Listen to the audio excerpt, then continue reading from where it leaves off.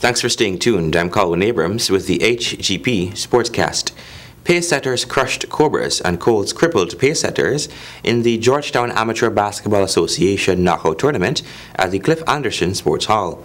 Stanford Howard reports. In a quarter-final clash between pace setters and the Cobras in the first division, pace setters stood tall in the first quarter 13-6. By the second, the Cobras had picked up the pace and had to rethink their game plan. They stole the second quarter away from pace setters 24-21, but still ended the first half trailing by a 4-point margin. When the second half resumed, it had looked like the Cobras had been stricken by the pace setters' defense and offense skills. Saw the pace setters with a widened points margin by 18.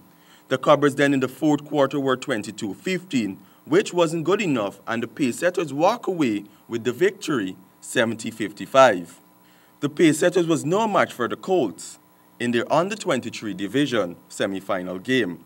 From jump ball, Colts led from the front, with pace setters only managing just 9 points in the first quarter to Colts 19. Like the first quarter, the second was no different. Pace setters looked like a wounded animal and only gained 12 points. The first half ended with scores 42-21. Pace setters in the second half looked to gain some momentum by taking the third quarter 26-22, but that was a little too late. The Colts sealed the fourth and the game 81-65. Reporting for Hgp Sportscast, I'm Stanford Howard. World Women T20 champions West Indies fell short of their target against the White Ferns in the first T20 match in New Zealand. Stanford has more. West Indies women elected to field first, but the New Zealand top order had other plans with 3 solid contributions.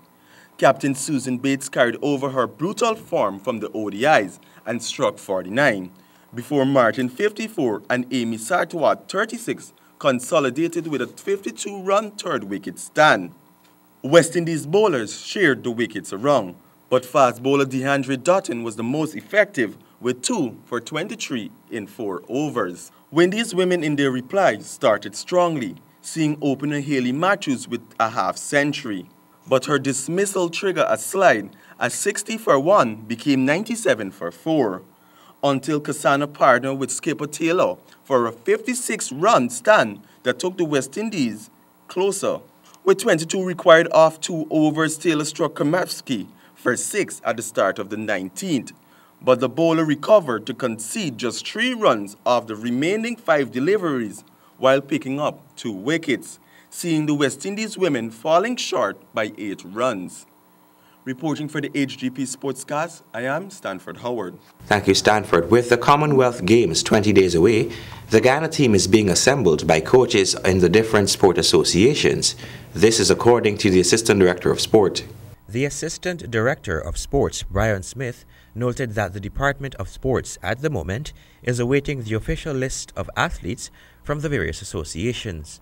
All right, well, the National Sports Commission, as you might be aware, we essentially are the enabling environment for the participation of athletes. So what happens is that essentially the associations that will be competing at the Commonwealth Games, which will be held in the Gold Coast, they will be now preparing their teams or individuals representing different disciplines. What we have happening will be those preparatory works and identifying those persons and those teams.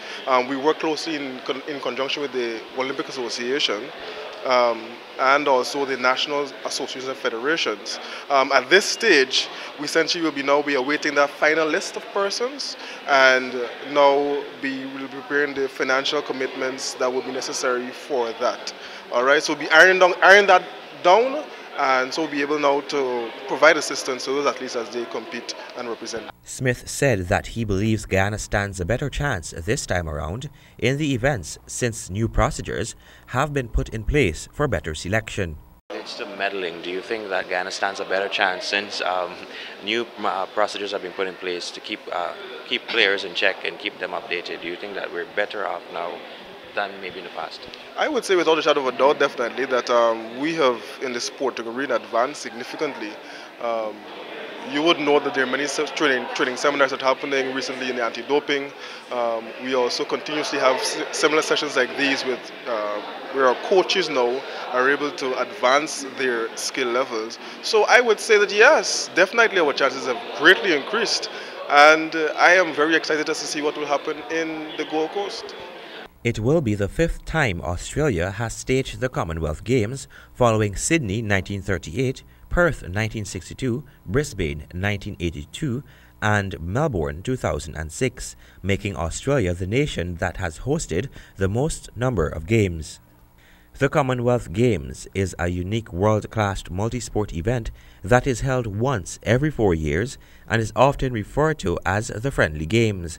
The Commonwealth Games brings together members of the Commonwealth of Nations in an effort to raise the bar of sport for all humanity and to provide a level playing field where athletes compete in a spirit of friendship and fair play.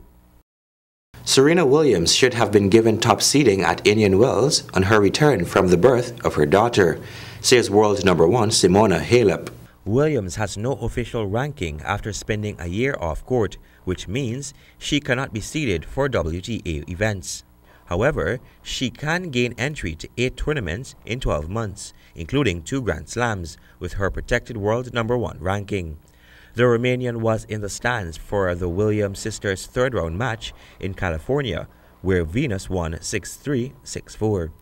Halep's coach Darren Cahill tweeted during a conversation with former world number 1 Chris Evert that returning female tennis players should not be penalized for giving birth by starting from zero. Victoria Azarenka made her return to tennis at the Mallorca Open in June 2017 as a wildcard after giving birth to her son. She used her protected ranking to play at Wimbledon in the same year. Williams, the former world number 1, hit 4 aces but had her serve broken 4 times in a 6-3, 6-4 loss in California. It was the 29th meeting between the Williams sisters. Serena now leads 17-12, and it lasted 87 minutes in front of a main stadium crowd of more than 10,000 fans, including current world number 1 Simona Halep. And that has brought us to the end of this edition of the Hgp Sportscast. Before we go, remember, life is like a sport. Always remember to play fair. Goodbye.